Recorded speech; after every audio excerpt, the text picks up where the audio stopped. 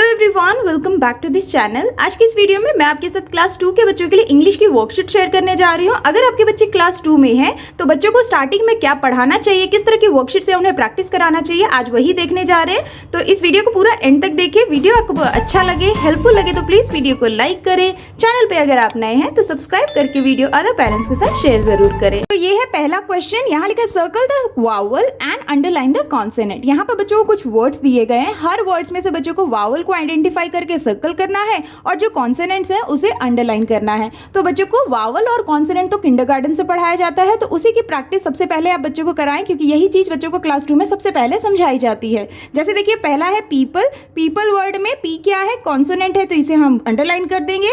ई क्या है, वावल है, तो इसे हम सर्कल कर देंगे। ओ भी वावल है, इसे भी सर्कल कर देना है। अगेन पी है, ये कॉन्सोनेंट है। एल भी कॉन्सोनेंट है and E is a vowel, से सर्कल करना है इस तरह से। नेक्स्ट है गार्डन। तो गार्डन में कौन कौन से लेटर, वावल कॉन्सोनेंट है। जी क्या है, कॉन्सोनेंट है, तो अंडरलाइन करेंगे। ए वावल है, सर्कल करेंगे। आर क्या है, कॉन्सोनेंट है। डी क्या है, कॉन्सोनेंट है। ई क्या है, वावल है, और एन क्या है, कॉन्सोनेंट है। इस तरह से कंप्लीट कराएं। उसी तरह से नेक्स्ट है चिल्ड्रेन। चिल्ड्रेन वर्ड में कौन कौन से लेटर कॉन्सोनेंट वावल है। सी कॉन्सोनेंट है, एच कॉन्सोनेंट है, आई क्या है, वावल है, एल कॉन्सोनेंट है, डी कॉन्सोनेंट है, ई वावल है, आर कॉन्सोनेंट है एंड एन भी कॉन्सोनेंट है। तो इसी तरह से बच्चों को आप ये जितने भी वर्ड्स दिए गए हैं इसे बच्चों को समझना है कि कौन से वावल है और कौन से कॉन्सोनेंट है हर एक वर्ड के लेटर्स, और उसे बच्चों को समझते हुए सर्कल और अंडरलाइन करना है। इस तरह से आप बच्चों की कॉन्सोनेंट और वावल की प्रैक्टिस करा सकते हैं। Here is the next question, write the plural form of these sentences. यहाँ पे बच्चों को कुछ सेंटेंसेस दिए गए हैं जिसे बच्चों को प्लूरल फॉर्म में चेंज करना है। जैसे देखिए, पहला है the boy is eight home today. तो इस सेंटेंस को हम प्लूरल फॉर्म में कैसे चेंज कर सकते हैं, तो हम लिखेंगे द बॉय का क्या हो जाएगा, बॉयज, प्लूरल हो गया ना, बॉयज। इज का हो जाएगा आर, सो हो जाएगा the boys are at home today. इस तरह से बच्चों को आप लिखने के लिए कहें। उसी जैसे नेक्स्ट है दिस इज अ क्लॉक। तो इसको हम प्लूरल फॉर्म में कैसे चेंज करेंगे, दिस इज अ क्लॉक हो जाएगा दीज हो जाएगा दीज आर क्लॉक्स। इस तरह से लिखना है। उसी तरह से नेक्स्ट है that is a beautiful doll. तो इसे हम प्लूरल फॉर्म में कैसे चेंज करेंगे, दैट का हो जाएगा दोज, इज का हो जाएगा are, those are beautiful dolls. Doll है ना, तो डॉल्स हो जाएगा क्योंकि एक से ज्यादा की बात कर रहे हैं। उसी तरह से नेक्स्ट है दिस इज अ बुक। तो इसको हम प्लूरल फॉर्म में कैसे चेंज करेंगे, दीज आर बुक्स। इस तरह से। तो इसी तरह से आप बच्चों को कई सारे वर्ड्स दे सकते हैं, सिंगुलर वर्ड्स उसे प्लूरल फॉर्म में चेंज करने के लिए दे सकते हैं, या फिर बच्चों को इस तरह से सिंगुलर सेंटेंस को प्लूरल सेंटेंस में चेंज करने के लिए सिंगुलर और प्लूरल की प्रैक्टिस करा सकते हैं। Here is the next question, look at picture and write its name with correct articles a, an और द। यहाँ पे बच्चों को कुछ पिक्चर्स ड्रॉ करके दिए गए हैं। इन पिक्चर्स के बच्चों को नेम लिखना है, लेकिन उससे पहले बच्चों को उसके लिए करेक्ट आर्टिकल चूज करना है, जो कि है ए, एन या द में से। तो अगर आपने बच्चों को आर्टिकल समझा दिया है तो आप इस तरह की वर्कशीट जरूर दें। अगर आपने बच्चों को ए, एन और द की प्रैक्टिस नहीं करवाई है, उन्हें नहीं पता है किस तरह से यूज किया जाए, तो इससे रिलेटेड ऑलरेडी मैंने आपके साथ डिटेल वीडियो शेयर किया है। आप उस वीडियो को जरूर देखें और बच्चों को समझाएं, और इस तरह की वर्कशीट आप बच्चों को दे सकते हैं। जैसे देखिए, यहाँ पे एंट है ना, तो एंट के लिए सबसे पहले हम एंट का नेम लिख देंगे। तो ये पिक्चर है एंट। अब एंट के लिए हम कौन से आर्टिकल का यूज करेंगे, एन का, क्योंकि एंट किससे स्टार्ट हो रहा है, ए से। ए है वावल, इसीलिए एंट होगा। उसी तरह से नेक्स्ट है पेंसिल। तो हम लिखेंगे ए पेंसिल, क्योंकि पी से स्टार्ट हो रहा है और पी क्या है, कॉन्सोनेंट है। कॉन्सोनेंट के पहले हमेशा हम ए यूज करते हैं। नेक्स्ट है अम्ब्रेला, तो हो जाएगा एन अम्ब्रेला। इस तरह से लिखना है। उसी तरह से नेक्स्ट क्या है, सन। अब सन के लिए हम कौन सा आर्टिकल यूज करेंगे, द का। तो यहाँ लिखेंगे द सन, क्योंकि सन क्या है, यूनिवर्सल है, स्पेसिफिक थिंग है, एक ही है यूनिक थिंग, तो इसीलिए हम द लिखते हैं। उसी तरह से नेक्स्ट है माउस। तो यहाँ पे क्या लिखेंगे, ए माउस। उसी तरह से नेक्स्ट क्या है, अर्थ। तो यहाँ हो जाएगा द अर्थ। इस तरह से। तो इसी तरह से बच्चों को आप ए, एन और द की प्रैक्टिस करा सकते हैं। अगर आपने वीडियो नहीं देखा, वीडियो को जरूर देखें, लिंक आपको डिस्क्रिप्शन में मिल जाएगा, आप चेकआउट कर सकते हैं। Here is the next question, circle correct spelling and right the correct word in the blanks. यहाँ पे बच्चों को कुछ वर्ड्स दिए गए हैं, हर सेट में बच्चों को 3 वर्ड्स दिए गए हैं। इन 3 वर्ड में से बच्चों को करेक्ट स्पेलिंग वाला वर्ड को आइडेंटिफाई करना है, उसे सर्कल करना है, और जो सही स्पेलिंग है उसे दिए गए ब्लैंक्स में लिखना है। तो इस तरह की वर्कशीट बच्चों को जरूर दी जाती है क्लास 1 और क्लास 2 में, जिससे कि बच्चों की वोकैबुलरी अच्छी हो पाए। जैसे देखिए यहाँ पे पहला है, यहाँ पे 3 वर्ड्स हैं, तो इसमें से सही वर्ड ऑफ नेचुरल कौन सा है? NATURAL, ये सही वर्ड है नेचुरल स्पेलिंग का, तो इसीलिए इसे हम सर्कल कर देंगे और यहाँ पे नेचुरल लिख देंगे। इस तरह से बच्चों को आप बोल बोल के लिखने के लिए कह सकते हैं। उसी तरह से नेक्स्ट है यहाँ पे वॉइस वॉइस वॉइस, ये तीनों वॉइस हैं, लेकिन इसका जो सही स्पेलिंग है वो कौन सा है? VOICE, वॉइस, तो इसे हम सर्कल कर देंगे और यहाँ पे लिख देंगे वॉइस। इस तरह से नेक्स्ट है कॉलोनी, तो कॉलोनी का सही स्पेलिंग क्या है? COLONY, तो इसे हम सर्कल कर देंगे और यहाँ लिख देंगे कॉलोनी। इस तरह से नेक्स्ट है क्लास, तो क्लास का स्पेलिंग कौन सा है? ये वाला, तो इसे हम सर्कल कर देंगे और यहाँ लिखेंगे क्लास। सेम वे यहाँ पे नेक्स्ट सेट में वीकली का स्पेलिंग ढूंढना है बच्चे को, तो यहाँ पे सही स्पेलिंग कौन सा है? दिस वन, तो इसे हम सर्कल कर देंगे और यहाँ पे सही स्पेलिंग लिख देंगे वीकली। इस तरह से नेक्स्ट है क्रीम, क्रीम का सही स्पेलिंग है दिस वन, CREAM, तो यहाँ पे सर्कल करके और यहाँ पे हम लिख देंगे क्रीम। उसी तरह से नेक्स्ट है फेदर, फेदर का सही स्पेलिंग क्या है?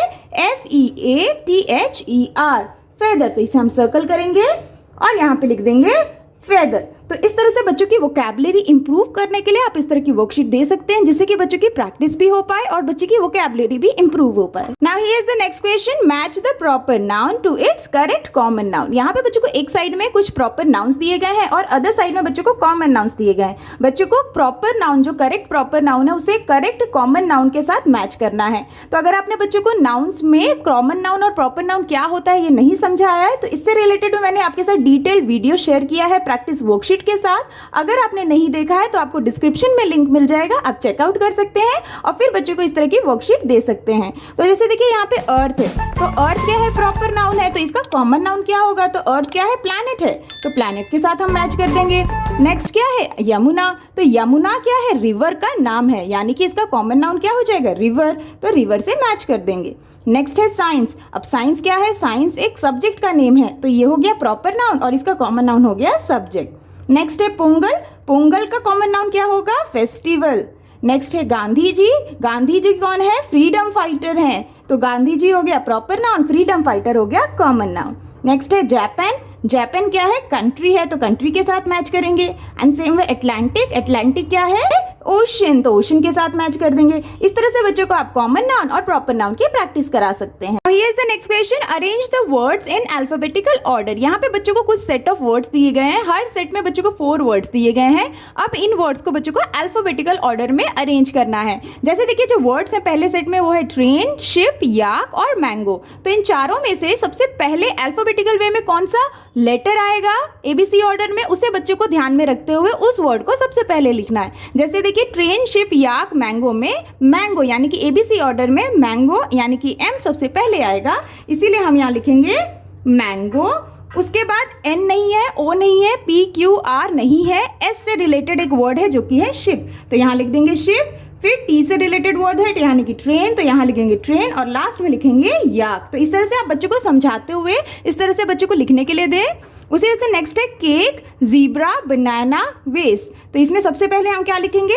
बनाना, क्योंकि ये B से स्टार्ट हो रहा है ना, अल्फाबेटिकल वे में B पहले आता है। उसके बाद आएगा केक क्योंकि ये C से स्टार्ट हो रहा है। नेक्स्ट आएगा वेस और लास्ट में आएगा जीब्रा, तो यहाँ लिख देंगे जीब्रा। इस तरह से नेक्स्ट है जो वर्ड्स हैं वो है स्काई, आइस, एप्पल, पैरट। तो इसमें से सबसे पहले हम अल्फाबेटिकल वे में कौन सा वर्ड लिखेंगे? एप्पल, तो यहाँ लिख देंगे एप्पल। नेक्स्ट हम कौन सा लिखेंगे? आइस, तो यहाँ लिख देंगे हम आइस। नेक्स्ट वर्ड आएगा पैरट और नेक्स्ट उसके लास्ट में वर्ड आएगा स्काई।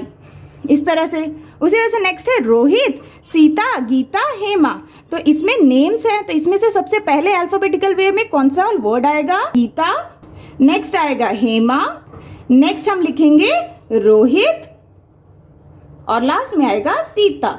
तो इस तरह से बच्चों को आप कुछ वर्कशीट्स बना के बच्चों की अल्फाबेटिकल वे की प्रैक्टिस करा सकते हैं। Now here is the next question, write the change genders of the given words. यहाँ पे बच्चों को जो वर्ड्स दिए हैं इन वर्ड्स को बच्चों को चेंज करना है, इनके जेंडर को, और उनके वर्ड्स को बच्चों को दिए गए ब्लैंक्स में लिखना है। जैसे देखिए पहला है बॉय, तो बॉय कौन सा जेंडर है? मेल जेंडर, तो इसका फीमेल जेंडर क्या हो जाएगा? गर्ल, तो यहाँ लिखेंगे गर्ल।